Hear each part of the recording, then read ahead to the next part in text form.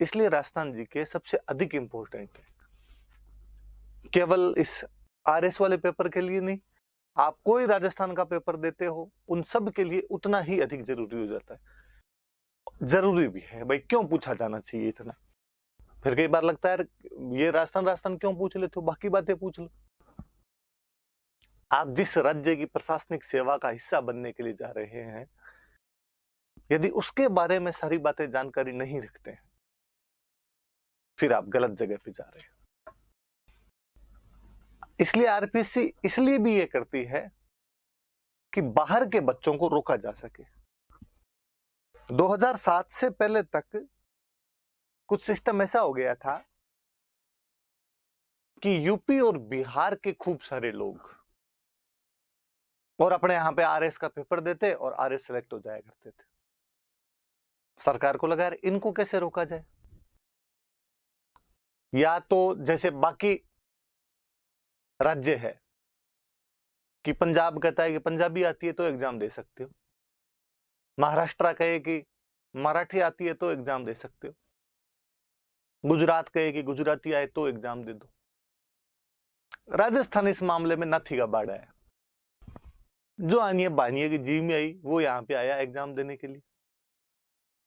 चूंकि अपना वाला का वेटेज कम था, थोड़ा राजस्थान का वेटेज कम था, लैंग्वेज का वेटेज था नहीं।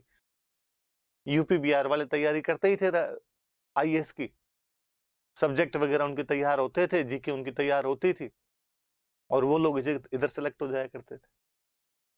इसलिए 2007 के बाद आरपीएससी ने पैटर्न चेंज करना शुरू किया। 2007 के बाद आरपीएससी ने राजस्थान के सवाल पूछने ज्यादा शुरू किए, ताकि यूपी बिहारियों को बाहर ही रोका जा सके। सवाल भी टिपिकल सवाल लाने शुरू किए उन्होंने। प्रताप के बचपन का नाम क्या था,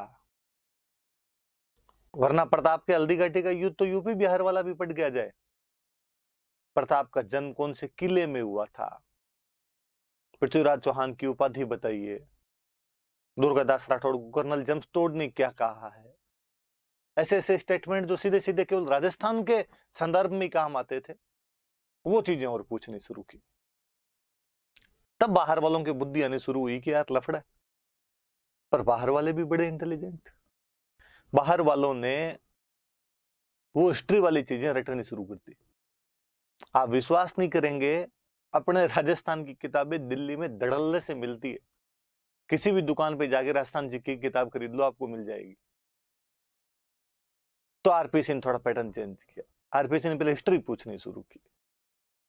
जब लगा कि हिस्ट्री तो इन्होंने याद करनी शुरू कर दी, तो आरपीसी कल्चर की तरफ शिफ्ट हुई। उसने वैसे क्वेश्चन पूछने शुरू किए। सांगरी कौन से वृक्ष से प्राप्त होने वाला फल है, उनको वो पूछने शुरू किए। टिड्डी बड़को कहां पहने जाने वाला आभूषण है।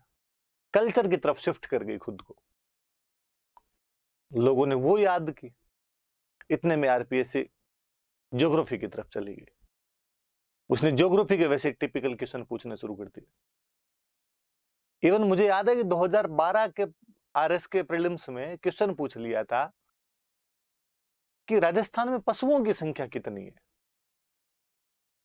मेरा सेकंड अटेम्प्ट था वो, मैं पेपर दे रहा था। तब दो पेपर आया करते थे प्रीलिम्स में, एक जीके का पेपर आता था, एक सब्जेक्ट का पेपर आता। मेरे हिस्ट्री सब्जेक्ट हुआ करता था। तो जब हम सब्जेक्ट पढ़ा करते थे तो जीके पे ज्यादा ध्यान देते नहीं थे। हमें लगता है सब्जेक्ट के दम पर पेपर निकाल जाएंगे। पर फिर भी चूंकि सेकंड अटेम्प्ट था, इसलिए थोड़ी तैयारी अच्छी हो गई थी, इसलिए जीके भी अच्छा आने लग गया था। तो पहले अटेम्प्ट में जब पेपर लिख रहे थे, पहले जीके वाला पेपर आता था, सोल्व कर रहे थे जब, तो क्वेश्चन खूब सारे सोल्व हो, खूब सारे क्वेश्चन सही हो रहे। जबकि हम ये मान के जाते थे 100 क्वेश्चन आते थे कि यार जीके वाले में 100 में से 50% से ऊपर निकल जाएंगे ना, तो 12-25 है, इतने अपने खूब है।